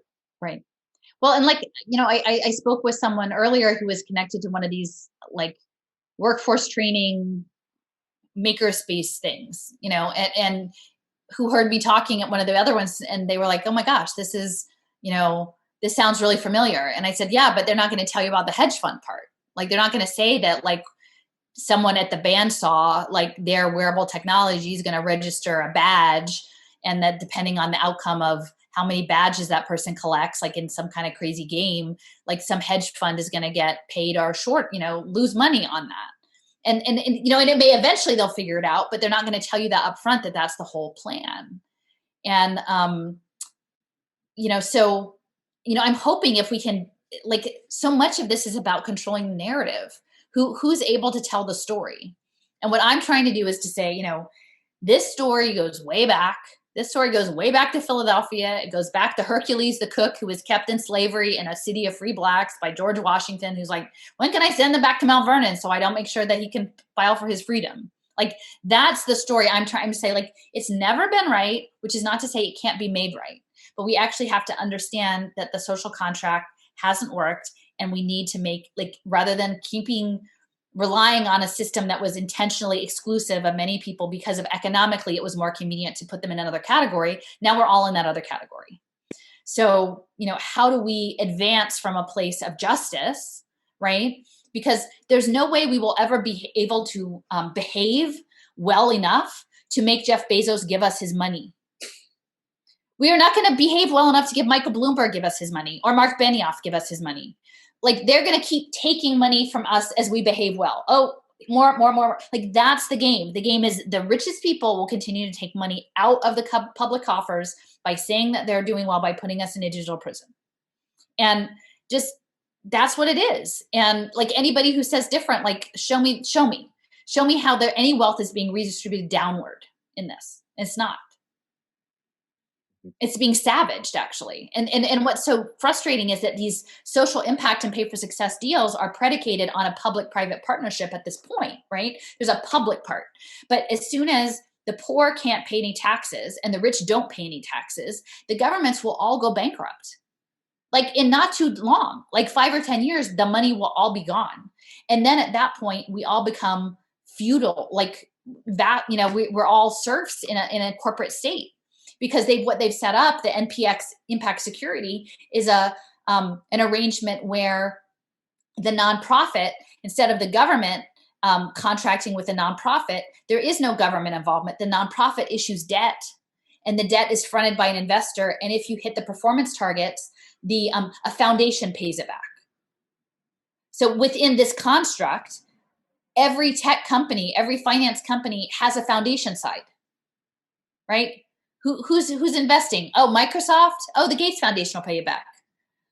Dell Company? Oh, Susan Michael Dell. It's a cycle. Then we all become simply batteries in making data to fulfill deals to service AI. We literally are cogs in a machine. We have no life, and we can't have a life because if we had a life offline, the whole system would fall apart the one they're building. But nobody wants it. That's what I keep saying. If people knew, nobody would want this. Maybe a very small slice of introverted, misanthrope people, but most people wouldn't.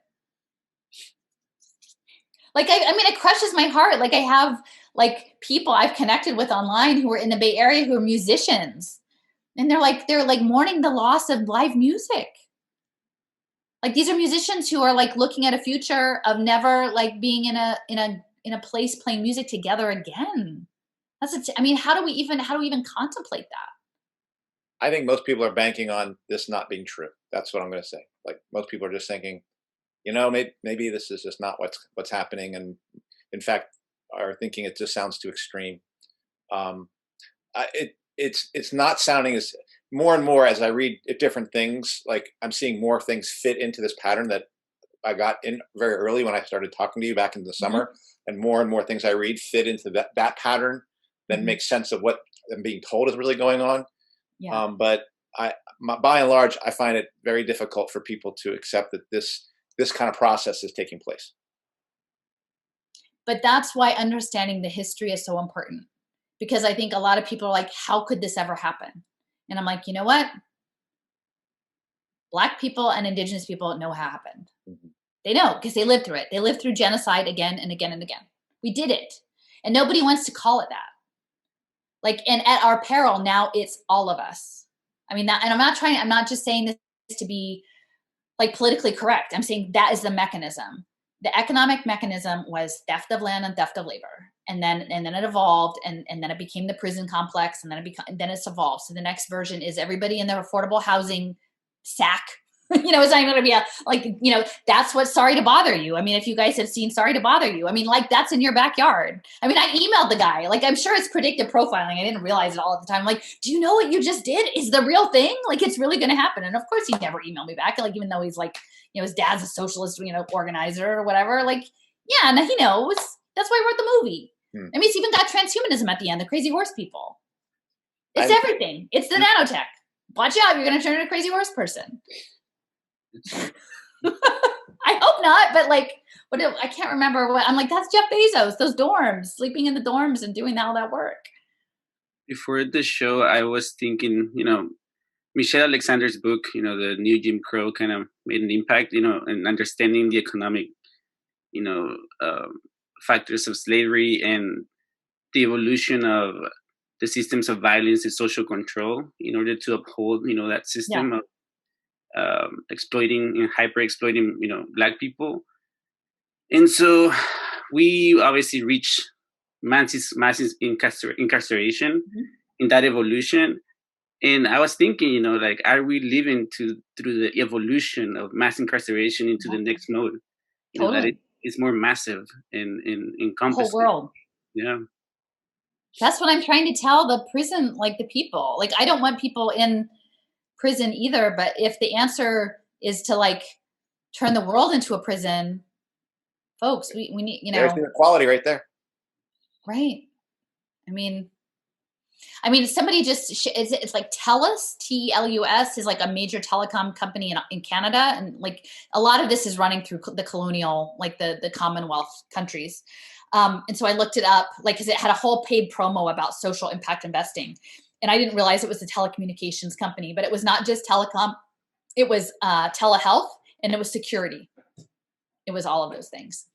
Alison, they are now with more technology coming out with neuroscience. One of the areas that I really love is cognitive science. And you study in it's an interdisciplinary science. And in one area, they study AI and how brains could potentially be mapped onto a computer. And they're beginning to do this with monkeys now, where there is an apparatus installed into a monkey, and they now control the animal through a machine. Yeah. I don't know if you have any, if you knew, or do you know about this, or are you aware of, or do you want to talk more about that if you do know anything about? Well, I mean, I read there's a good book called Mind Wars by Jonathan Moreno. He's a bioethicist at Penn, and he talks about those experiments where, like, they would put an implant and have a robotic arm, and I can't remember if they tied the monkey's arms behind their back or it was like they took the monkey's arms off, but it would operate like telepathy, like the robotic arm to like feed itself, like through telepathy. So, yeah, and there's another talk that I was watching. I can't remember. It was someone with the CIA, but they were talking about essentially doing remote mind control, and not necessarily through large, like the Neuralink implants, but even smaller, like nanotech that passes the blood-brain barrier. And that's another reason I'm very concerned about the swab-based tests, is that it's really unclear on the contamination, like of those swabs, what the heck is going on with that, because that's my understanding is that's often a delivery vehicle for nanotech is with those swabs, because it goes right to the blood-brain barrier. So, I mean, I guess to me, it just comes back to like, are we playing God? Like, to me, that's the ultimate, like, these are people who want to be gods, that, you know, and, you know, I guess I just have some serious questions about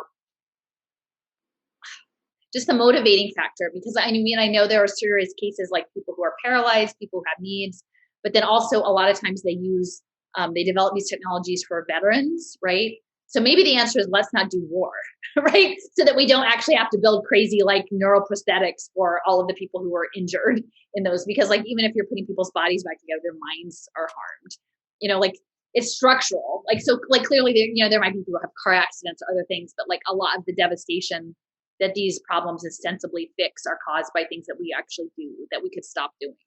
If we stopped doing them, we would stop causing that much harm. Well, so, I think people that when the internet was first coming around, even though it was introduced by DARPA, a defense contractor thing, I mean, the biggest thing I remember hearing about the internet was how it was going to bring us all closer together, how it was going to give us more access to things. And you can see now that while that maybe had that potential, that's not what's going to happen. It's going to be used as a vehicle for separating us and giving mining us access to mining. Yeah, unless we fit a particular profile, whatever, you know. But you have to get through the identity gate to get what they say you are allowed to get to. So, and that's what I wanted to say on the token piece, is that like they're talking about programmable money, like that you would actually have, if you imagine like a gaming token, right? Or like a leaderboard in a game, like, oh, you have this many reserve points, you know, strength boosters or special weapons or tool, like your tokens would be these things in life that you could hand over for in exchange for something, right? And food or housing. And it wouldn't necessarily be tied to a fiat currency. It might be like, oh, you want to rent this apartment for a month? It's 3 tokens, like whatever that means.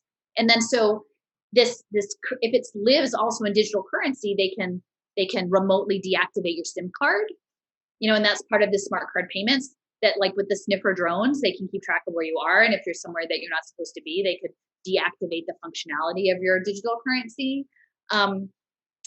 You know, I just think that there are way too many ways in which power is already very disproportionate, and it will only become more concentrated into the hands of the people who already have the power. It's not becoming less concentrated. This idea that it's going to be more decentralized and somehow we're all going to have more control I don't believe is accurate. So, I don't know. What do you guys think? That was good. Happy holidays. I know but I just have to believe if we keep telling people. I mean, that's the thing. Like this week, I spoke with a woman in like Mexico, a woman who's living on a desert island in Norway. I have like a friend in Cyprus. Like there are people all over who are getting what's going on. It's just, we're just small. Like we're not. And I mean, have you shared like any of my like stuff with people? Like what did they say? Do they say she's crazy or? She's a right winger. What did they say about me? Yeah, I mean, I think for the most part, the only people who will go through the whole thing are people who want to know. And by and large, I think people just tune out for about 10 minutes after about 10 minutes and be like, that's it. Like, I'm out. It's nothing that helps in their mind. It's nothing that helps them understand what's taking place. So I'm not sure what to do about that, but that's why the group I'm starting to work with for reopening schools, there are people who are open to talking more about why are schools really being closed. It's a very simple question, but it gets you down to, if you follow the dots, it gets you this token economy and blockchain and all that. It takes you all there, because that's how it worked for me. I know. I think people are still amazed. Like when I'm like, 3 years ago, I was really just researching schools, but there are many points of entry. Some people come in through healthcare or other things, but if you're willing to look, it unfolds. It just unfolds all of it. And Kenny, I know. What would you say about? I mean, I think it's a lot to process. Even for me, who I'm obsessive compulsive about learning and and just dissecting things. It takes a lot of effort, and in some way, I already think we are on our knees and accepting whatever is given to us. Yeah. And I see it around because people know. I think people know something is off. Something is odd. Something doesn't add up. But what do you do when you're on your knees? And so that's the kind of like the deflating part. That I've come to terms with. Some people just would rather not hear it and just take whatever crumbs fall on them, and so that's kind of like the hard part that I struggle with. And but like Lipson, I'm gonna keep talking, and talk to find people who will get punched in the face and still keep pushing through. Yeah, and maybe make something out of this, but by and large, it's hard. It's hard to kind of engage in a way that people will continue to want to know more, and yeah, so the search continues, I guess. What about you, Eduardo? Thanks for trying to put it out. Yeah. What's been your... I think it's people are distracted, no? And they soothe with entertainment, they self-alleviate with, substances or life or whatever. They're distracted. And so when I encourage people to see stuff or to watch, I have mentioned, I listen to my family or friends, to Jake, who's been on the show, who is a conservative. Well, I wouldn't say he's a conservative. He's more of a libertarian on the right, center right, or he's a capitalist. But he does have a interest or open mind about certain things. But just of the feeler, from my feeler, what I sense, is people are distracted. There's cognitive dissonance, and trying to figure out how is it connected to me, right? How is this connected to what do I do in my daily life? I think that's what I find the challenge in trying to see how this is connected to a very larger picture, and at their individual, and how it will affect them ultimately, them and their community, their family as well. So, yeah. I can say that Brandy's gone through more of your fourth industrial revolution interviews than I did. Oh, I got through 3 of them. She got through 4 of them. So I mean, it's not a competition, though. My brother is like he's one of your biggest fans. So, there are people who pay attention. It's like I'm related. I'm either related to them or about to be related to them. Are you saying Brandy has more tokens than you do? Yeah. Yes, exactly. But see, and that's the thing. It's a certain mentality, right? It's this Western. That's why I keep trying to dig out that this efficiency, speed, measurement, or it's the water we swim in, right? I feel to figure out what is next is a disentanglement of a lot, the unlearning of a lot of that. And maybe it's way better for the world if we stop being so efficient and fast and automated and like linear. I would say linear too, that we have this notion that we're moving forward, in progressing, and so we need more, right, like more control of everything so we can progress. And it's a circle, it seems. Yeah. Well, I have this book. Is it The Invisible Rainbow? It's about electricity, like and so I'm going to read that because I do feel like there's like something central about electrical engineering, about signals intelligence, and about physics and time and like this different kind of energy, like a dispersed natural energy, and then this sort of channeled, directed energy weapon at you kind of thing. Like, we're moving, like, which path are we going to choose? Like, maybe we don't want something different. Yeah. But I appreciate you guys inviting me back again. It's going to happen again. It's always a pleasure. Yeah. For me, this is just layers upon layers of getting more and more understanding of the system that's kind of coming into vision. It's like learning a language, kind of. Like it's like a pattern of thinking in a language, I think. Yeah. I wish I had a better way of like giving it, but I think some of it is that even for me, like you try it out, like and then you refine it. Like the more you practice it or talking about it, the clearer it gets. Yeah. And to me, like the way I experience this is like these are the details, but overall, to me, it's the same problem: capitalism. Yeah. and because, we can approach it from different angles, but ultimately, it's boils down to that to me, and how we respond to that, or maybe we just take it apparently. Mm-hmm. I mean, I think the flip side though, like, is even on the left. This is just my experience as being like is that.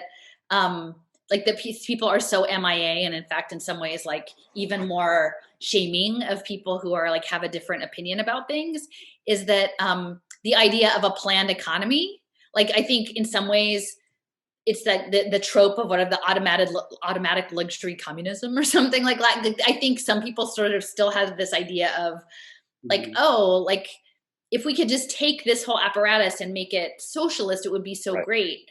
Yeah. And like for me, if my official break is like nature, like a natural web of relations versus like an engineered thing, it doesn't necessarily break right left at that point, because there's a lot of people on the left who'd be like, yeah, like I'm totally down for the engineered, like the Cybersyn version. And so it muddles things a little bit. I don't know if that makes, and then I think the other piece on the left is like, in some ways, some people tend to deride the non-materialist part. Like they're so materialist. And I'm like, actually, maybe the problem is that we're so materialist, is that there's like, they make fun of people of faith, like people who are interested in things that are beyond like the unknown or the spiritual aspect, because it's framed as like a conservative Christian. Like they wag their finger and say those terrible people who have faith. Like where our faith is like our process. And so to me, it's like, it's interesting, nuanced, just how it has unfolded, because I'm trying to figure out like, why is it that the people I thought would be able to see can't? And I think that there's something about both the planning and the spiritual aspect that is like hitching them up a little bit. Well, I think that certainly the right now, most socialists that I'm reading are very much buying into the state, certainly a state of lockdowns. The state has to protect me. And I do think has a vision of a different kind of state that would essentially enforce or support a utopian kind of thing. And I'm certainly to the extent that I've ever had that vision of socialism, that's just kind of gone now, in terms of what I imagine revolution would actually make this change, the change that's necessary happen. For me, the materialism part has always been like, well, what around me could actually, what's around me that I could physically see helping make this place. So the notion of getting back together with my colleagues and coworkers is a material response to being broken apart. So that's the materialism of socialism is to me at least, or Marxism at least, is the notion that we will need to accumulate together to be able to have a response to something that's being done by a minority population against us as a majority. Yeah. And also to say, where is our power to be had at? Because my power is not in my home. It's not. Yeah. I can't log off here. My power is going back to the school and getting the rest of the workers back to their places and us seizing it collectively. And then I do think, though, I now come to question whether or not this technology could be used by us. Like I increasingly am thinking that this will be if it was to be a revolution, it would be a very decentralizing experience of common associations of nodes and pods of people who have are trying to figure out how to do this together. But I don't know if we can use this technology to make it happen. Yeah, that's why I tend to not align with like the crypto libertarian, like, I know people are doing sort of freedom cell stuff and things. And I mean, I'm not throwing shade. It's just not I don't think that the answer is a blockchain economy, like Agora thing. Like that's, it may be for other people, but for me, I think that the answer is really more like trying to channel a better relationship to the earth. And we can. So may I just share that I have changed recently in my view about certain things in our discussions. You talked about 5G, we've talked about vaccines recently, and it's I think it's in the age of fake news, in the age of fake, the word fake, and in the age of facts versus alternative facts, in the age of misinformation and disinformation. I think that the left has been sort of pushed into sort of a very narrow way of thinking now, because anything that is a talk of 5G or anything outside of a conversation about vaccines is being seen as very fringy. Which is so strange, because to me, these vaccines literally are backed by the military. Like, where are the anti-imperialists when actually the empire is your body? Like, to me, that just seems like a no-brainer. Like, it's DARPA. Really, you want to shoot yourself up with military technology? Like, that just seems insane. Like, that you would not be like, wait a minute, like, maybe we need to think about that. I don't know. Yes, and I'm also very afraid of the censorship that is happening now that after we did some research recently on COVID vaccines on Operation Warp Speed, it's so difficult now. I can see how in the future companies, anything that is dissentful, anything about Alison McDowell talking about the fourth industrial revolution will be eliminated. What's left will be eliminated. All these dissenting voices, they'll all be considered disinformation. All will be considered as part of this isn't actually what we should be. Yeah, this is part of more of what's not. We shouldn't do this. We shouldn't allow for dissenting voices to be online, and will be the arbitrary decision. Oh, I was just going to say, I shared an article about the smart shirt on my Facebook page today, and it was a link and a screenshot, and it was the press release of the company working with Stanford. And it's just like, we're doing the smart shirt. By the way, we're going to use it for essential workers, for COVID, and disabled people. Okay. It was the press release for Stanford, and someone said, I can't share it. I'm getting a warning sign. Getting a warning sign on, like, it's a Stanford press release. They said because it says COVID. Mm-hmm. Like the word itself from like on the Stanford press release is suddenly flagged as like a dangerous thing. I mean, I knew it was bad, but like this wasn't even something that you could even. It was. I mean, they were selling this to sell COVID. I mean, like it wasn't even going against the narrative, but just the use of the word became illegal. Apparently, you can get the virus just by pronouncing the word.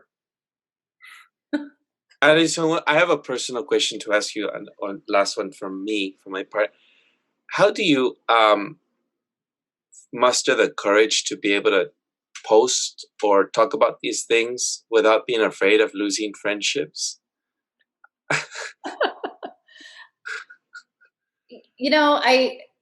Won't they think that you're crazy and you're mad and this is People don't follow me on Facebook. You're my friend on Facebook, right? Right, but because I'm accepting of a lot of people. Well, but nobody trolls me on my page. I mean, very rarely, but nobody, like, I have 2,200 friends. Like, I mean, the other day I kind of had a bummer situation, and I was like, tell me something nice. Like 300 people jumped in and like wanted to give me kitten pictures and baby pictures. Like, people are actually like, it's very frustrating to be shoved into this online world. Like, the reality is my real world is not supportive. I mean, they're not necessarily, but I've absented myself because I'm not seeking confrontation. Like, I'm not going to look and shove my view into other people. Like, that's not how I operate. So I've just, even before COVID hit, it was already going in that direction. So I just don't have a lot of direct, real people. I mean, which is sad, but I feel like I'm fulfilling a service. Like, there is something I'm supposed to do. Like, I do truly feel that there is, like, the creator out there has put me on a path to do something. And to be on this path, like, it stinks, but then at the same time, you connect with amazing people over something that matters, right? Like, I'm not just connecting with somebody over like a sports team or a book club, or like, this actually, I kind of joke, but I was like it's scrappy moms against AI. Like I thought I was fighting school closures, but it turns out I'm fighting the cyborg takeover of the world. Like, right? Like, I thought I was just doing testing, right? It's the cyborgs. I'm freaking fighting nanorobotic cyborg things and the military. Like, but it matters. I guess that's what I'm saying. Like, if we can see this, what we do matters. Like, if we have been put in a place to see it, to do something. And that's the spirit part. Like, that's the asymmetrical warfare, like, framing. And that's why I think the sacred, like, I frame it as, not good and evil, but like sacred and profane. Like, there's this yin yang out there. And I do really believe in my heart, and that's why I keep talking about energetic systems, that there are dimensionalities that we cannot materially see that matter. Like to me, I have been like trying to sort of wait, like, to find someone like more from a Black or Indigenous frame who is like leading on this, like a leading voice that I could be like, hey, yeah, can I work with you? Like, rather than me just doing it and telling white people stuff, right? And when I wrote that piece for the that little action that I did at Washington, the protest at the president's house, and at the Underground Railroad, and it wasn't popular. Like, people don't want to have the founding fathers, somebody wagging their finger and saying, by the way, that it's not right. It was never right, but I did it. And then in the comments, someone found me and said, like, I'm doing this work. Like, I've been looking for someone too. So, like, we risk, and even if it's a tiny crack, like, I think that's the thing. If some of us are carrying the ember, and then eventually there'll be a bonfire, and we might not get to see the bonfire. We might not get to that point. But if we don't do our part, then it's never going to happen. So I don't know. I mean, I think that's the courage, is that there's something bigger than us, and that we're meant to do something. We're actually like, and that's pretty powerful, actually. Like, it makes me, I'm not saying it doesn't sometimes suck, but it's actually a gift. It's a gift to have a life that really, truly, that will shape things. I don't know. And I think we're all in this mix. And I'm not saying I'm just like there's not a hierarchy in that. Like, we all just have our different path to do. Anyway, does that mean that's how I feel? Yeah. Well, I guess on that note, if anyone else has a question, I guess that will do. Thank you, Alison. All right. It was good to hang out again. So I'm going to conclude so that we could close out. That does it for this week's episode. Our guest, Scrappy Mom Against Cyborgs, Alison McDowell, blogger of the Wrench in the Gears, researcher. She parent activist who was part of the national opt-out campaign against standardized testing, and was one of the first people to see the education reform movement is entering a new phase, which she calls Ed Reform 2.0. People should check out her YouTube videos on it, and wrenching in the gears. What's Left is your weekly political podcast that's channels into the mainstream left. We post information about our topics and our guests on the episode notes where we found this episode, or on our blog at what-s-left.webnode.com. You can find past episodes to this podcast / channel there and connect with us. I remind folks that if you like anything you have heard here, please share your favorite episode, rate, review, subscribe to any of our 6 platforms on Spotify, iTunes Podcasts, Stitcher, Google Play, Bitchute, or YouTube. And if you would like to give us feedback about something you've heard or suggest something for us to cover, contact us through our blog. I'm Eduardo Barca with co-host Kenny Cepeda and Andy Lipson. Thank you again, Alison. We'll catch you all next time. See you. All right. Be well. Season's greetings and all that. Yeah. Thank you. Happy Age of Aquarius.